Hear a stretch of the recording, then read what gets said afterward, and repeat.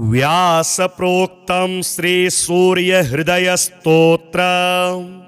व्यास उवाच अथोपतिष्ठेदादित्य मुदयन्तं समाहितः मन्त्रैस्तु विविधैः सौर्यैः ऋग्यजुःसामसंभवेः उपस्थाय महायोगं देवदेवं दिवाकरं कुरवीत प्रणतिं भूमौ मूर्ध्ना तेनैव मन्त्रतः।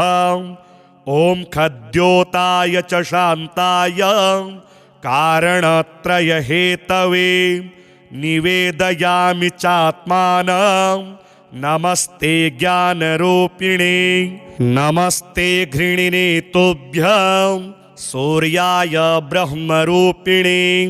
त्वमेव ब्रह्म परमम् आपो ज्योतिरसोऽमृतम् भूर्भुवः स्वस्त्वमोङ्कारः शर्वरुद्रः सनातनः पुरुषः सन्महोऽन्तस्थं प्रणमामि कपर्दिनं। त्वमेव विश्वं बहुधा जातयज्जायते च यत् नमो रुद्राय सूर्याय त्वामहं शरणं गतः। प्रचेतसे नमस्तुभ्यं नमो मीढुष्टमायते नमो नमस्ते रुद्राय त्वामहं शरणं गतः।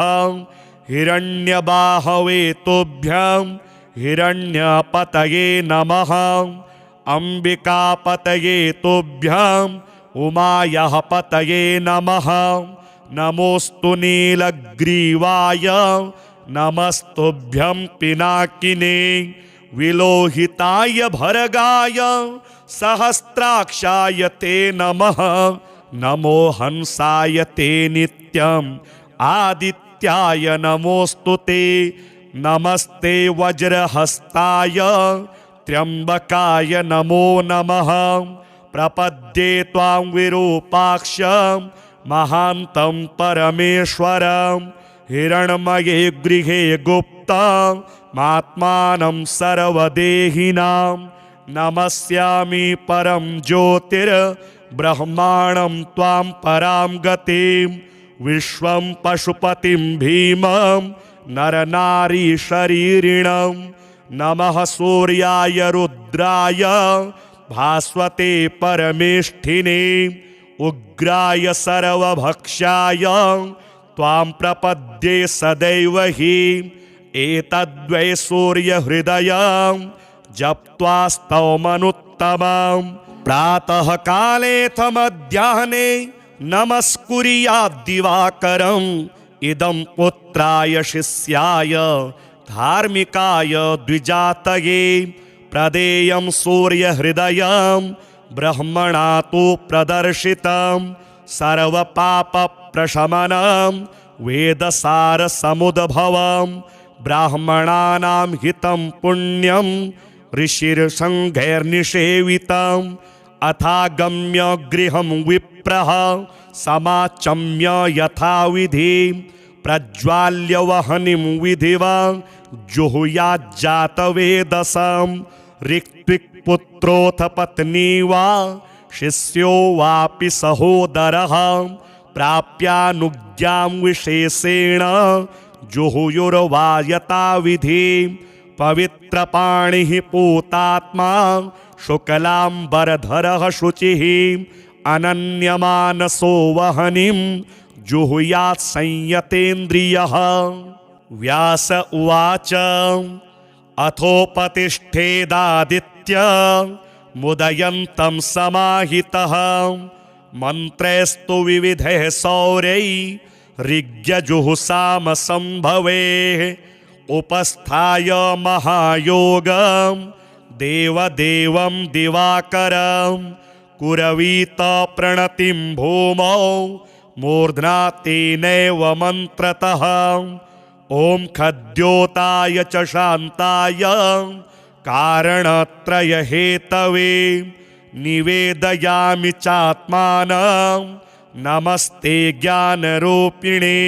नमस्ते घृणिने तुभ्यं सूर्याय ब्रह्मरूपिणे त्वमेव ब्रह्म परमम् आपो ज्योतिरसोऽमृतम् भूर्भुवः स्वस्त्वमोङ्कारः शर्वरुद्रः सनातनः पुरुषः सन्महोऽन्तस्थं प्रणमामि कपर्दिनं त्वमेव विश्वं बहुधा जातयज्जायते च यत् नमो रुद्राय सूर्याय त्वामहं शरणं गतः प्रचेतसे नमस्तुभ्यं नमो मीढुष्टमायते नमो नमस्ते रुद्राय त्वामहं शरणं गतः हिरण्यबाहवे तुभ्यं हिरण्यपतये नमः अंबिकापतये तुभ्यं उमायाः पतये नमः नमोस्तु नीलग्रीवाय नमस्तुभ्यं पिनाकिने विलोहिताय भर्गाय सहस्राक्षाय ते नमः नमो हंसाय ते नित्यम् आदित्याय नमोस्तु ते नमस्ते वज्रहस्ताय त्र्यंबकाय नमो नमः प्रपद्ये त्वां विरूपाक्षं महान्तं परमेश्वरं हिरण्मये गृहे गुप्तमात्मानं सर्वदेहिनां नमस्यामि परं ज्योतिर्ब्रह्माणं त्वां परां गतिं विश्वं पशुपतिं भीमं नरनारीशरीरिणं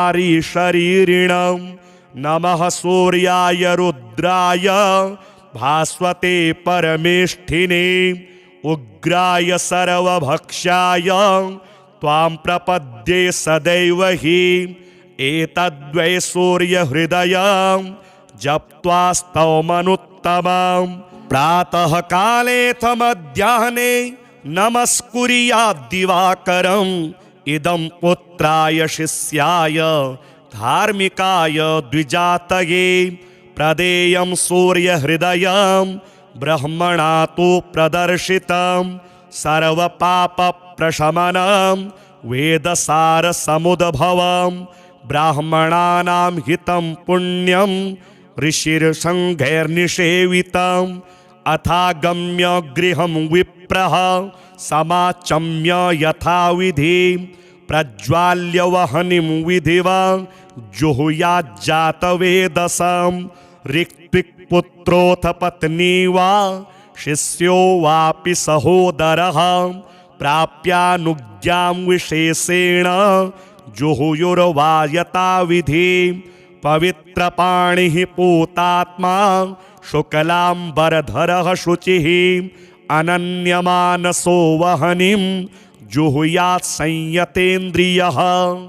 व्यास उवाच अथोपतिष्ठेदादित्य मुदयन्तं समाहितः मन्त्रैस्तु विविधैः सौर्यैः ऋग्यजुहुसामसंभवेः उपस्थाय महायोगं देवदेवं दिवाकरं कुरवीत प्रणतिं भूमौ मूर्ध्ना तेनैव मन्त्रतः ॐ खद्योताय च शान्ताय कारणत्रयहेतवे निवेदयामि चात्मानं नमस्ते ज्ञानरूपिणे नमस्ते घृणिने तुभ्यं सूर्याय ब्रह्मरूपिणे त्वमेव ब्रह्म परमम् आपो ज्योतिरसोऽमृतम् भूर्भुवः स्वस्त्वमोङ्कारः शर्वरुद्रः सनातनः पुरुषः सन्महोऽन्तस्थं प्रणमामि कपर्दिनं त्वमेव विश्वं बहुधा जातयज्जायते च यत् नमो रुद्राय सूर्याय त्वामहं शरणं गतः प्रचेतसे नमस्तुभ्यं नमो मीढुष्टमायते नमो नमस्ते रुद्राय त्वामहं शरणं गतः हिरण्यबाहवे तुभ्यं हिरण्यपतये नमः। अंबिकापतये तुभ्यं उमायाः पतये नमः। नमोस्तु नीलग्रीवाय नमस्तुभ्यं पिनाकिने। विलोहिताय भर्गाय सहस्राक्षाय ते नमः। नमो हंसाय ते नित्यम् आदित्याय नमोस्तु ते। नमस्ते वज्रहस्ताय त्र्यंबकाय नमो नमः। प्रपद्ये त्वां विरूपाक्ष महान्तं परमेश्वरम्। हिरण्मये गृहे गुप्तमात्मानं सर्वदेहिनां। नमस्यामि परं ज्योतिर्ब्रह्माणं त्वां परां गतिं। विश्वं पशुपतिं भीमं नरनारीशरीरिणं। नमः सूर्याय रुद्राय भास्वते परमेष्ठिने। उग्राय सर्वभक्षाय त्वां प्रपद्ये सदैव हि। एतद्वै सूर्यहृदयं जप्त्वा स्तवमनुत्तमं। प्रातः कालेऽथ मध्याह्ने नमस्कुर्याद्दिवाकरम्। इदं पुत्राय शिष्याय धार्मिकाय द्विजातये। प्रदेयं सूर्यहृदयं ब्रह्मणा तु प्रदर्शितं। सर्वपापप्रशमनं वेदसारसमुद्भवं। ब्राह्मणानां हितं पुण्यं ऋषिर्सङ्घैर्निषेवितम्। अथागम्य गृहं विप्रः समाचम्य यथाविधि। प्रज्वाल्य वह्निं विधिवा जुहुयाज्जातवेदसं। ऋक्विक्पुत्रोऽथ पत्नी वा शिष्यो वापि सहोदरः। प्राप्यानुज्ञां विशेषेण जुहुयुर्वा यथाविधि। पवित्रपाणिः पूतात्मा शुक्लाम्बरधरः शुचिः। अनन्यमानसो वह्निं जुहुयात् संयतेन्द्रियः। व्यास उवाच अथोपतिष्ठेदादित्य मुदयन्तं समाहितः। मन्त्रैस्तु विविधैः सौर्यै ऋग्यजुःसामसंभवेः। उपस्थाय महायोगं देवदेवं दिवाकरं। कुरवीत प्रणतिं भूमौ मूर्ध्ना तेनैव मन्त्रतः। ॐ खद्योताय च शान्ताय कारणत्रयहेतवे। निवेदयामि चात्मानं नमस्ते ज्ञानरूपिणे। नमस्ते घृणिने तुभ्यं सूर्याय ब्रह्मरूपिणे। त्वमेव ब्रह्म परमम् आपो ज्योतिरसोऽमृतम्। भूर्भुवः स्वस्त्वमोङ्कारः शर्वरुद्रः सनातनः। पुरुषः सन्महोऽन्तस्थं प्रणमामि कपर्दिनं। त्वमेव विश्वं बहुधा जातयज्जायते च यत्। नमो रुद्राय सूर्याय त्वामहं शरणं गतः। प्रचेतसे नमस्तुभ्यं नमो मीढुष्टमायते। नमो नमस्ते रुद्राय त्वामहं शरणं गतः। हिरण्यबाहवे तुभ्यं हिरण्यपतये नमः। अंबिकापतये तुभ्यं उमायाः पतये नमः। नमोस्तु नीलग्रीवाय नमस्तुभ्यं पिनाकिने। विलोहिताय भर्गाय सहस्राक्षाय ते नमः। नमो हंसाय ते नित्यम् आदित्याय नमोस्तु ते। नमस्ते वज्रहस्ताय त्र्यंबकाय नमो नमः। प्रपद्ये त्वां विरूपाक्ष महान्तं परमेश्वरम्। हिरण्मये गृहे गुप्तमात्मानं सर्वदेहिनां। नमस्यामि परं ज्योतिर्ब्रह्माणं ब्रह्माणं त्वां परां गतिं विश्वं पशुपतिं भीमं नरनारीशरीरिणं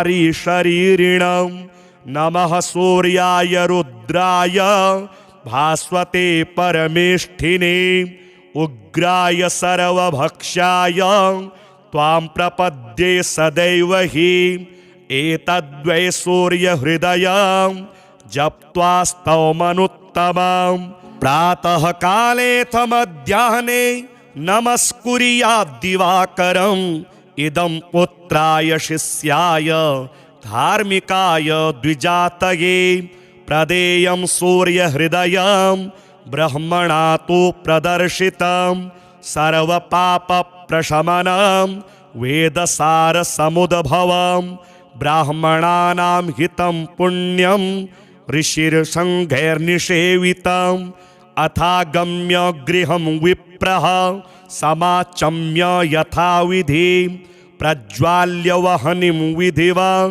जुहुयाज्जातवेदसं ऋक्विक्पुत्रोऽथ पत्नी वा शिष्यो वापि सहोदरः प्राप्यानुज्ञां विशेषेण जुहुयुर्वा यथाविधि पवित्रपाणिः पूतात्मा शुक्लाम्बरधरः शुचिः अनन्यमानसो वह्निं जुहुयात् संयतेन्द्रियः। व्यास उवाच अथोपतिष्ठेदादित्य मुदयन्तं समाहितः मन्त्रैस्तु विविधैः सौर्यैः ऋग्यजुहुसामसंभवेः उपस्थाय महायोगं देवदेवं दिवाकरं कुरवीत प्रणतिं भूमौ मूर्ध्ना तेनैव मन्त्रतः ॐ खद्योताय च शान्ताय कारणत्रयहेतवे निवेदयामि चात्मानं नमस्ते ज्ञानरूपिणे नमस्ते घृणिने तुभ्यं सूर्याय ब्रह्मरूपिणे त्वमेव ब्रह्म परमम् आपो ज्योतिरसोऽमृतं भूर्भुवः स्वस्त्वमोङ्कारः शर्वरुद्रः सनातनः पुरुषः सन्महोऽन्तस्थं प्रणमामि कपर्दिनं त्वमेव विश्वं बहुधा जातयज्जायते च यत् नमो रुद्राय सूर्याय त्वामहं शरणं गतः प्रचेतसे नमस्तुभ्यं नमो मीढुष्टमायते नमो नमस्ते रुद्राय त्वामहं शरणं गतः हिरण्यबाहवे तुभ्यं हिरण्यपतये नमः अम्बिकापतये तुभ्यं उमायाः पतये नमः नमोऽस्तु नीलग्रीवाय नमस्तुभ्यं पिनाकिने विलोहिताय भर्गाय सहस्राक्षाय ते नमः नमो हंसाय ते नित्यम् आदित्याय नमोऽस्तु ते नमस्ते वज्रहस्ताय त्र्यम्बकाय नमो नमः प्रपद्ये त्वां विरूपाक्षं महान्तं परमेश्वरं हिरण्मये गृहे गुप्तमात्मानं सर्वदेहिनां नमस्यामि परं ज्योतिर्ब्रह्माणं त्वां परां गतिं विश्वं पशुपतिं भीमं नरनारीशरीरिणं नमः सूर्याय रुद्राय भास्वते परमेष्ठिने उग्राय सर्वभक्षाय त्वां प्रपद्ये सदैव हि एतद्वै सूर्यहृदयं जप्त्वा स्तवमनुत्तमं प्रातः कालेऽथ मध्याह्ने नमस्कुर्याद्दिवाकरम् इदं पुत्राय शिष्याय धार्मिकाय द्विजातये प्रदेयं सूर्यहृदयं ब्रह्मणा तु प्रदर्शितं सर्वपापप्रशमनं वेदसारसमुद्भवं ब्राह्मणानां हितं पुण्यं ऋषिर्सङ्घैर्निषेवितम् अथागम्य गृहं विप्रः समाचम्य यथाविधि प्रज्वाल्य वह्निं विधिवा जुहुयाज्जातवेदसं ऋक्विक्पुत्रोऽथ पत्नी वा शिष्यो वापि सहोदरः प्राप्यानुज्ञां विशेषेण जुहुयुर्वा यथाविधि पवित्रपाणिः पूतात्मा शुक्लाम्बरधरः शुचिः अनन्यमानसो वह्निं जुहुयात् संयतेन्द्रियः। व्यास उवाच अथोपतिष्ठेदादित्य मुदयन्तं समाहितः मन्त्रैस्तु विविधैः सौर्यैः ऋग्यजुहुसामसंभवेः उपस्थाय महायोगं देवदेवं दिवाकरं कुरवीत प्रणतिं भूमौ मूर्ध्ना तेनैव मन्त्रतः ॐ खद्योताय च शान्ताय कारणत्रयहेतवे निवेदयामि चात्मानं नमस्ते ज्ञानरूपिणे नमस्ते घृणिने तुभ्यं सूर्याय ब्रह्मरूपिणे त्वमेव ब्रह्म परमम् आपो ज्योतिरसोऽमृतं भूर्भुवः स्वस्त्वमोङ्कारः शर्वरुद्रः सनातनः पुरुषः सन्महोऽन्तस्थं प्रणमामि कपर्दिनं त्वमेव विश्वं बहुधा जातयज्जायते च यत् नमो रुद्राय सूर्याय त्वामहं शरणं गतः प्रचेतसे नमस्तुभ्यं नमो मीढुष्टमायते नमो नमस्ते रुद्राय त्वामहं शरणं गतः हिरण्यबाहवे तुभ्यं हिरण्यपतये नमः अम्बिकापतये तुभ्यं उमायाः पतये नमः नमोऽस्तु नीलग्रीवाय नमस्तुभ्यं पिनाकिने विलोहिताय भर्गाय सहस्राक्षाय ते नमः नमो हंसाय ते नित्यम् आदित्याय नमोऽस्तु ते नमस्ते वज्रहस्ताय त्र्यम्बकाय नमो नमः प्रपद्ये त्वां विरूपाक्षं महान्तं परमेश्वरं हिरण्मये गृहे गुप्तमात्मानं सर्वदेहिनां नमस्यामि परं ज्योतिर्ब्रह्माणं त्वां परां गतिं विश्वं पशुपतिं भीमं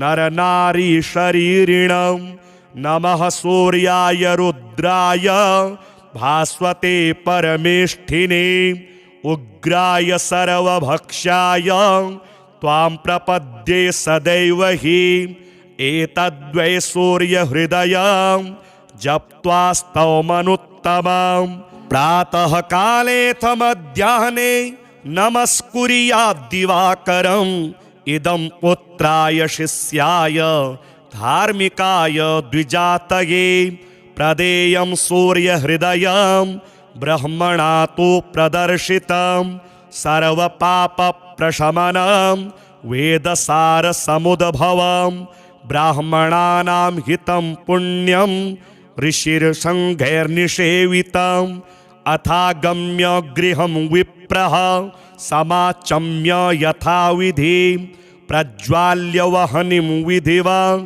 जुहुयाज्जातवेदसं ऋक्विक्पुत्रोऽथ पत्नी वा शिष्यो वापि सहोदरः प्राप्यानुज्ञां विशेषेण जुहुयुर्वा यथाविधि पवित्रपाणिः पूतात्मा शुक्लाम्बरधरः शुचिः अनन्यमानसो वह्निं जुहुयात् संयतेन्द्रियः। व्यास उवाच अथोपतिष्ठेदादित्य मुदयन्तं समाहितः मंत्रैस्तु विविधैः सौर्यैः ऋग्यजुहुषामसंभवेः उपस्थाय महायोगं देवदेवं दिवाकरं कुरवीत प्रणतिं भूमौ मूर्ध्ना तेनैव मन्त्रतः ॐ खद्योताय च शान्ताय कारणत्रयहेतवे निवेदयामि चात्मानं नमस्ते ज्ञानरूपिणे नमस्ते घृणिने तुभ्यं सूर्याय ब्रह्मरूपिणे त्वमेव ब्रह्म परमम् आपो ज्योतिरसोऽमृतं भूर्भुवः स्वस्त्वमोङ्कारः शर्वरुद्रः सनातनः पुरुषः सन्महोऽन्तस्थं प्रणमामि कपर्दिनं त्वमेव विश्वं बहुधा जातयज्जायते च यत् नमो रुद्राय सूर्याय त्वामहं शरणं गतः प्रचेतसे नमस्तुभ्यं नमो मीढुष्टमायते नमो नमस्ते रुद्राय त्वामहं शरणं गतः हिरण्यबाहवे तुभ्यं हिरण्यपतये नमः अम्बिकापतये तुभ्यं उमायाः पतये नमः नमोऽस्तु नीलग्रीवाय नमस्तुभ्यं पिनाकिने विलोहिताय भर्गाय सहस्राक्षाय ते नमः नमो हंसाय ते नित्यम् आदित्याय नमोऽस्तु ते नमस्ते वज्रहस्ताय त्र्यम्बकाय नमो नमः प्रपद्ये त्वां विरूपाक्ष महान्तं परमेश्वरं हिरण्मये गृहे गुप्तमात्मानं सर्वदेहिनां नमस्यामि परं ज्योतिर्ब्रह्माणं त्वां परां गतिं विश्वं पशुपतिं भीमं नरनारीशरीरिणं नमः सूर्याय रुद्राय भास्वते परमेष्ठिने उग्राय सर्वभक्षाय त्वां प्रपद्ये सदैव हि एतद्वै सूर्यहृदयं जप्त्वा स्तवमनुत्तमं प्रातःकालेऽथ मध्याह्ने नमस्कुर्याद्दिवाकरम् इदं पुत्राय शिष्याय धार्मिकाय द्विजातये प्रदेयं सूर्यहृदयं ब्रह्मणा तु प्रदर्शितं सर्वपापप्रशमनं वेदसारसमुद्भवं ब्राह्मणानां हितं पुण्यं ऋषिर्सङ्घैर्निषेवितम् अथागम्य गृहं विप्रः समाचम्य यथाविधि प्रज्वाल्य वह्निं विधिवा जुहुयाज्जातवेदसं ऋक्विक्पुत्रोऽथ पत्नी वा शिष्यो वापि सहोदरः प्राप्यानुज्ञां विशेषेण जुहुयुर्वा यथाविधि पवित्रपाणिः पूतात्मा शुक्लाम्बरधरः शुचिः अनन्यमानसो वह्निं जुहुयात् संयतेन्द्रियः। व्यास उवाच अथोपतिष्ठेदादित्य मुदयन्तं समाहितः मन्त्रैस्तु विविधैः सौर्यैः ऋग्यजुहुषामसंभवेः उपस्थाय महायोगं देवदेवं दिवाकरं कुरवीत प्रणतिं भूमौ मूर्ध्ना तेनैव मन्त्रतः ॐ खद्योताय च शान्ताय कारणत्रयहेतवे निवेदयामि चात्मानं नमस्ते ज्ञानरूपिणे नमस्ते घृणिने तुभ्यं सूर्याय ब्रह्मरूपिणे त्वमेव ब्रह्म परमम् आपो ज्योतिरसोऽमृतं भूर्भुवः स्वस्त्वमोङ्कारः शर्वरुद्रः सनातनः पुरुषः सन्महोऽन्तस्थं प्रणमामि कपर्दिनं त्वमेव विश्वं बहुधा जातयज्जायते च यत् नमो रुद्राय सूर्याय त्वामहं शरणं गतः प्रचेतसे नमस्तुभ्यं नमो मीढुष्टमायते नमो नमस्ते रुद्राय त्वामहं शरणं गतः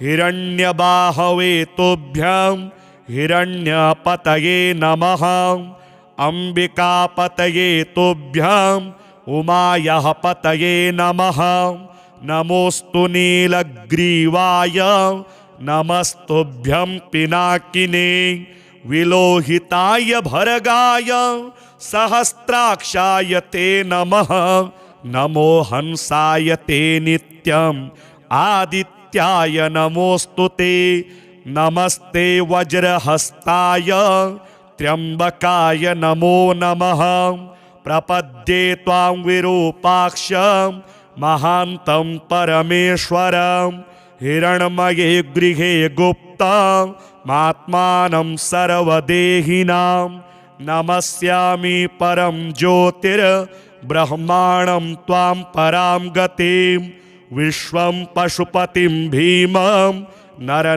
नरनारीशरीरिणं नमः सूर्याय रुद्राय भास्वते परमेष्ठिने उग्राय सर्वभक्षाय त्वां प्रपद्ये सदैव हि एतद्वै सूर्यहृदयं जप्त्वा स्तवमनुत्तमं प्रातः कालेऽथ मध्याह्ने नमस्कुर्याद्दिवाकरम् इदं पुत्राय शिष्याय धार्मिकाय द्विजातये प्रदेयं सूर्यहृदयं ब्रह्मणा तु प्रदर्शितं सर्वपापप्रशमनं वेदसारसमुद्भवं ब्राह्मणानां हितं पुण्यं ऋषिर्सङ्घैर्निषेवितम् अथागम्य गृहं विप्रः समाचम्य यथाविधि प्रज्वाल्य वह्निं विधिवा जुहुयाज्जातवेदसं ऋक्विक्पुत्रोऽथ पत्नी वा शिष्यो वापि सहोदरः प्राप्यानुज्ञां विशेषेण जुहुयुर्वा यथाविधि पवित्रपाणिः पूतात्मा शुक्लाम्बरधरः शुचिः अनन्यमानसो वह्निं जुहुयात् संयतेन्द्रियः। व्यास उवाच अथोपतिष्ठेदादित्य मुदयन्तं समाहितः मन्त्रैस्तु विविधैः सौर्यैः ऋग्यजुहुसामसंभवेः उपस्थाय महायोगं देवदेवं दिवाकरं कुरवीत प्रणतिं भूमौ मूर्ध्ना तेनैव मन्त्रतः ॐ खद्योताय च शान्ताय कारणत्रयहेतवे निवेदयामि चात्मानं नमस्ते ज्ञानरूपिणे नमस्ते घृणिने तुभ्यं सूर्याय ब्रह्मरूपिणे त्वमेव ब्रह्म परमम् आपो ज्योतिरसोऽमृतं भूर्भुवः स्वस्त्वमोङ्कारः शर्वरुद्रः सनातनः पुरुषः सन्महोऽन्तस्थं प्रणमामि कपर्दिनं त्वमेव विश्वं बहुधा जातयज्जायते च यत् नमो रुद्राय सूर्याय त्वामहं शरणं गतः प्रचेतसे नमस्तुभ्यं नमो मीढुष्टमायते नमो नमस्ते रुद्राय त्वामहं शरणं गतः हिरण्यबाहवे तुभ्यं हिरण्यपतये नमः अंबिकापतये तुभ्यं उमायाः पतये नमः नमोस्तु नीलग्रीवाय नमस्तुभ्यं पिनाकिने विलोहिताय भर्गाय सहस्राक्षाय ते नमः नमो हंसाय ते नित्यम् आदित्याय नमोस्तुते नमस्ते वज्रहस्ताय त्र्यंबकाय नमो नमः प्रपद्ये त्वां विरूपाक्ष महान्तं परमेश्वरं हिरण्मये गृहे गुप्तमात्मानं सर्वदेहिनां नमस्यामि परं ज्योतिर्ब्रह्माणं त्वां परां गतिं विश्वं पशुपतिं भीमं नरनारीशरीरिणं नमः सूर्याय रुद्राय भास्वते परमेष्ठिने उग्राय सर्वभक्षाय त्वां प्रपद्ये सदैव हि एतद्वै सूर्यहृदयं जप्त्वा स्तवमनुत्तमं प्रातः कालेऽथ मध्याह्ने नमस्कुर्याद्दिवाकरम् इदं पुत्राय शिष्याय धार्मिकाय द्विजातये प्रदेयं सूर्यहृदयं ब्रह्मणा तु प्रदर्शितं सर्वपापप्रशमनं वेदसारसमुद्भवं ब्राह्मणानां हितं पुण्यं ऋषिर्सङ्घैर्निषेवितम् अथागम्य गृहं विप्रः समाचम्य यथाविधि प्रज्वाल्य वह्निं विधिवा जुहुयाज्जातवेदसं ऋक्विक्पुत्रोऽथ पत्नी वा शिष्यो वापि सहोदरः प्राप्यानुज्ञां विशेषेण जुहुयुर्वा यथाविधि पवित्रपाणिः पूतात्मा शुक्लाम्बरधरः शुचिः अनन्यमानसो वह्निं जुहुयात् संयतेन्द्रियः।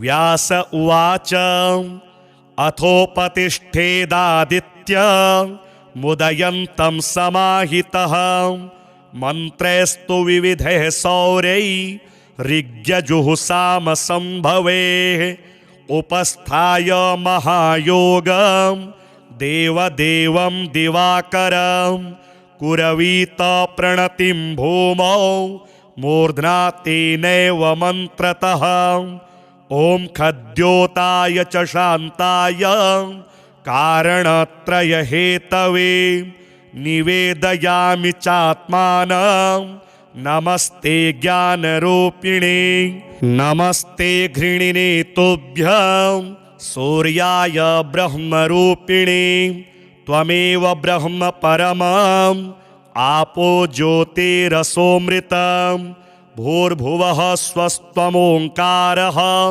शर्वरुद्रः सनातनः पुरुषः सन्महोऽन्तस्थं प्रणमामि कपर्दिनं त्वमेव विश्वं बहुधा जातयज्जायते च यत् नमो रुद्राय सूर्याय त्वामहं शरणं गतः प्रचेतसे नमस्तुभ्यं नमो मीढुष्टमायते नमो नमस्ते रुद्राय त्वामहं शरणं गतः हिरण्यबाहवे तुभ्यं हिरण्यपतये नमः अम्बिकापतये तुभ्यं उमायाः पतये नमः नमोऽस्तु नीलग्रीवाय नमस्तुभ्यं पिनाकिने विलोहिताय भर्गाय सहस्राक्षाय ते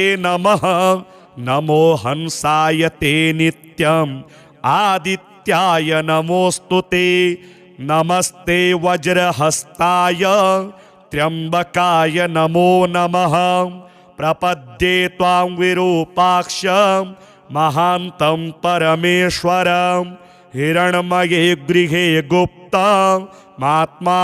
सर्वदेहिनां नमस्यामि परं ज्योतिर्ब्रह्माणं त्वां परां गतिं विश्वं पशुपतिं भीमं नरनारीशरीरिणं नमः सूर्याय रुद्राय भास्वते परमेष्ठिने उग्राय सर्वभक्षाय त्वां प्रपद्ये सदैव हि एतद्वै सूर्यहृदयं जप्त्वा स्तवमनुत्तमम् प्रातः कालेऽथ मध्याह्ने नमस्कुर्याद्दिवाकरम् इदं पुत्राय शिष्याय धार्मिकाय द्विजातये प्रदेयं सूर्यहृदयं ब्रह्मणा तु प्रदर्शितं सर्वपापप्रशमनं वेदसारसमुद्भवं ब्राह्मणानां हितं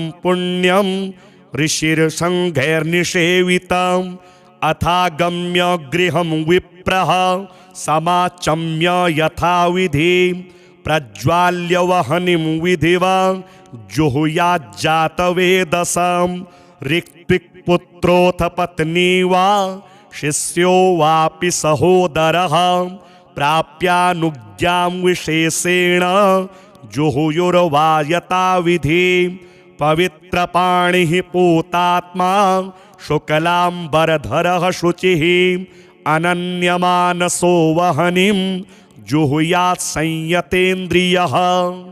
व्यास उवाच अथोपतिष्ठेदादित्य मुदयन्तं समाहितः मन्त्रैस्तु विविधैः सौर्यैः ऋग्यजुहुसामसंभवेः उपस्थाय महायोगं देवदेवं दिवाकरं कुरवीत प्रणतिं भूमौ मूर्ध्ना तेनैव मन्त्रतः ॐ खद्योताय च शान्ताय कारणत्रयहेतवे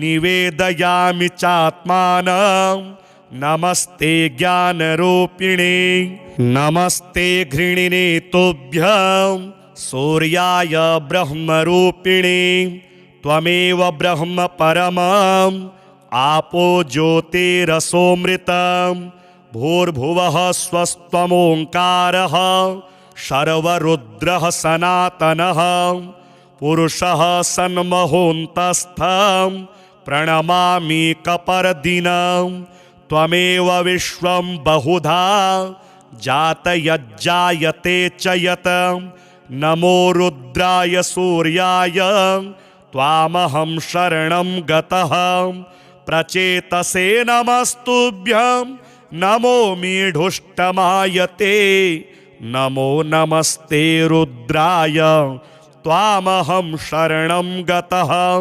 हिरण्यबाहवे तुभ्यं हिरण्यपतये नमः अम्बिकापतये तुभ्यं उमायाः पतये नमः नमोऽस्तु नीलग्रीवाय नमस्तुभ्यं पिनाकिने विलोहिताय भर्गाय सहस्राक्षाय ते नमः नमो हंसाय ते नित्यम् आदित्याय नमोऽस्तु ते नमस्ते वज्रहस्ताय त्र्यम्बकाय नमो नमः प्रपद्ये त्वां विरूपाक्षं महान्तं परमेश्वरं हिरण्मये गृहे गुप्तमात्मानं सर्वदेहिनां नमस्यामि परं ज्योतिर्ब्रह्माणं त्वां परां गतिं विश्वं पशुपतिं भीमं